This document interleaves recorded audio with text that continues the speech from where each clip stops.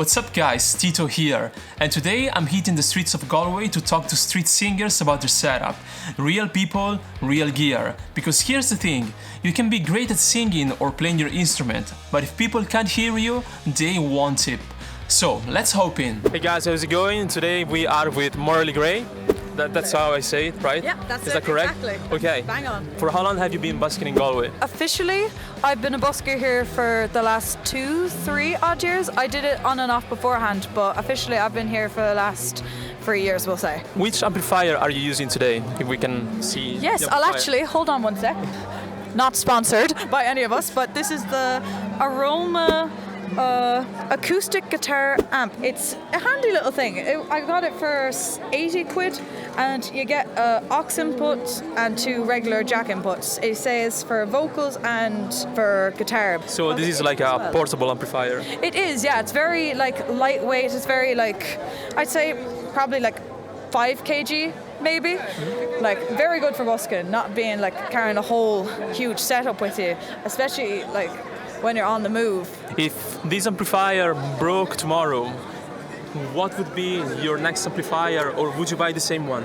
You know what? I have been looking at certain ones. Do you ever hear of the Roland one? The one that's kind of faced upwards? It's one a lot of buskers have. Or the Street Cubes? Yeah. Or a Boss amp? I think it is the Street Cube X or the I feel if you walk around here, down this street, I'd say about half the buskers on here have an amp like that, and rightfully so. It's a very good amp. It does the job. Yeah, it looks like it is very popular here. Yeah, it's the busker's choice, really.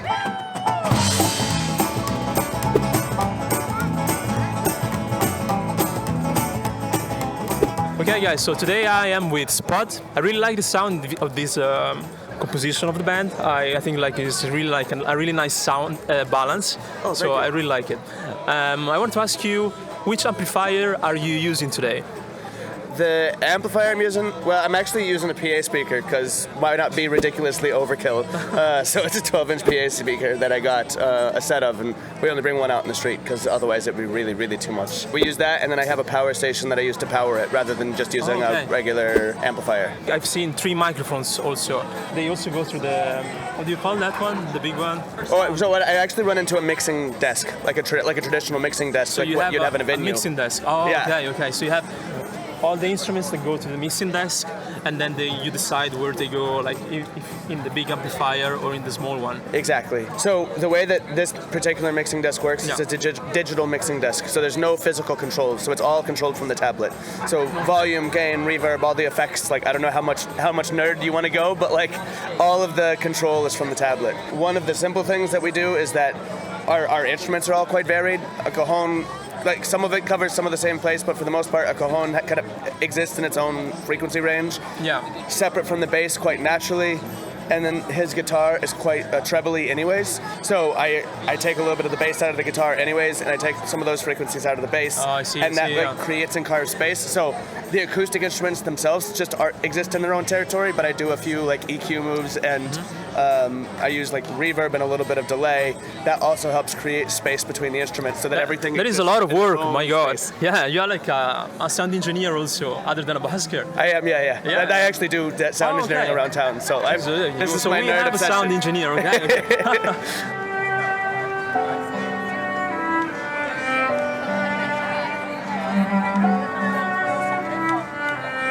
H, for how long have you been a busker? Oh, it's been 15 years, I believe, something like that. Okay. Yeah, nice. Traveling around Europe. Which one is the amplifier that you are using today? Right. So I'm using my suitcase, which I had already as just a suitcase for my puppetry act before, and I used to use an AC33 Roland. Oh, okay, the Roland, yeah. Yeah, and after a while I just had enough to carry those things separately, so I merged them into one thing. So it's a suitcase that's also an amplifier. It fits on the flight, on the overhead lookers, so it's great. We want to know which one is your main show, because so far we have interviewed singers on the street. So what is your show? Well, I usually refer to it as the tiniest cellist because he's the tiniest cellist. It's a puppet show. From my understanding is like every puppeteer has his own mechanism, so like they can make it for their own specific show. Yeah, most of the times, if you see a puppeteer who's using their own handmade puppets that they made themselves, that's probably the case. There are some basic structures we all try to follow, except me probably.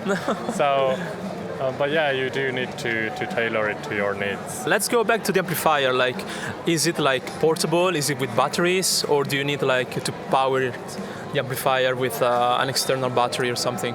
No, I'm using AA batteries, rechargeable to, Does it last like for one set, 2 sets, or how long are your sets usually?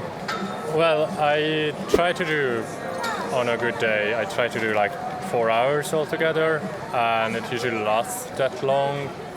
I would say after 3 hours I can hear a difference, that the power is there's a little less power. Okay. So it's a little quieter, because I keep it on the same level, and because it's all backing tracks basically, I can easily track how the volume changes.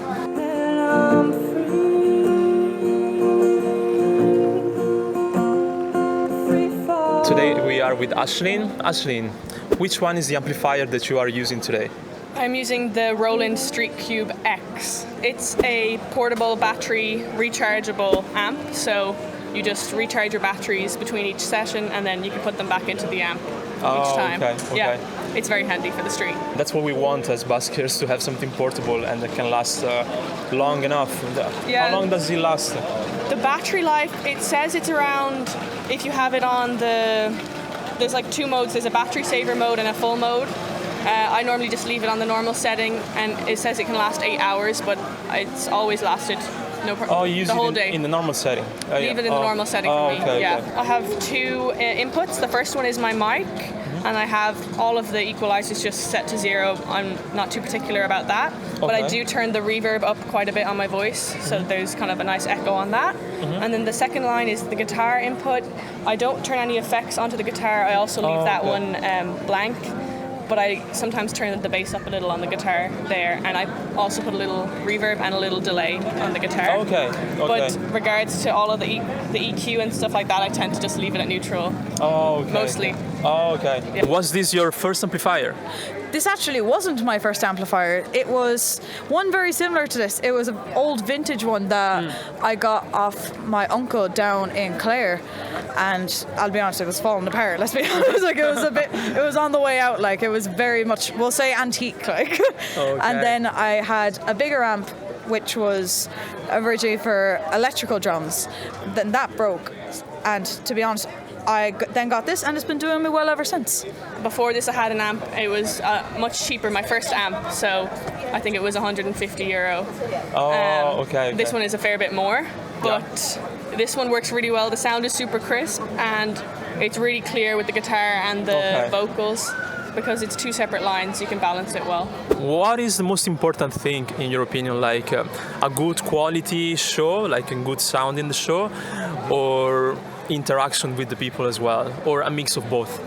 Well, I don't interact too much with the people. My puppet does. Oh yeah, that's very interesting. Yeah.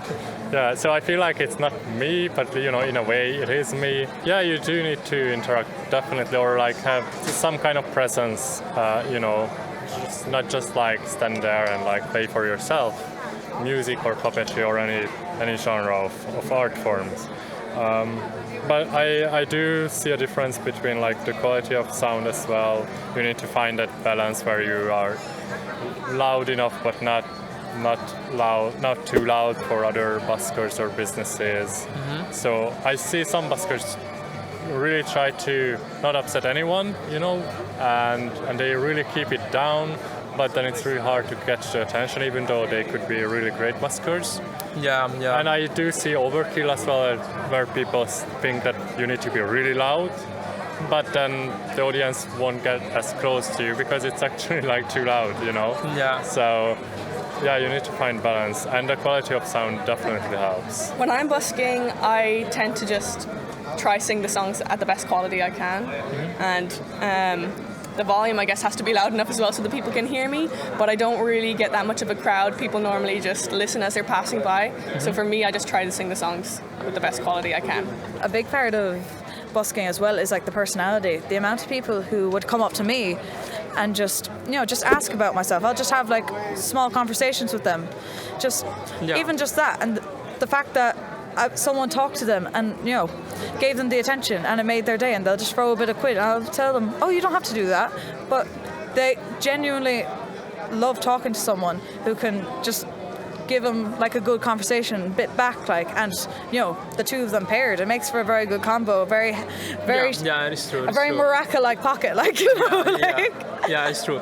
I think it is like very important, to have good quality, but at the same time, being able to interact with people is also a good part of busking. You can do either one, but to really do well, you need both. Yeah, you need both. Yeah, I think so. You don't need everything maxed out, but like, if you can have a bit of both, you're already on a great start.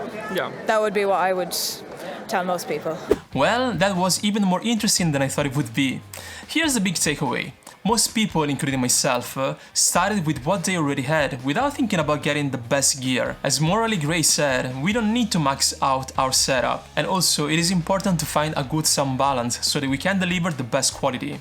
And lastly, personality matters, because this will set you apart from other buskers. Busking for the first time can be intimidating, I know, but having the right mindset and gear is all we need for that first step in our busking adventure, and in this video I break it all down. So keep watching or click the link in the description below. Guys, thanks for watching, subscribe to the channel if you haven't already, and I'll see you with the next one.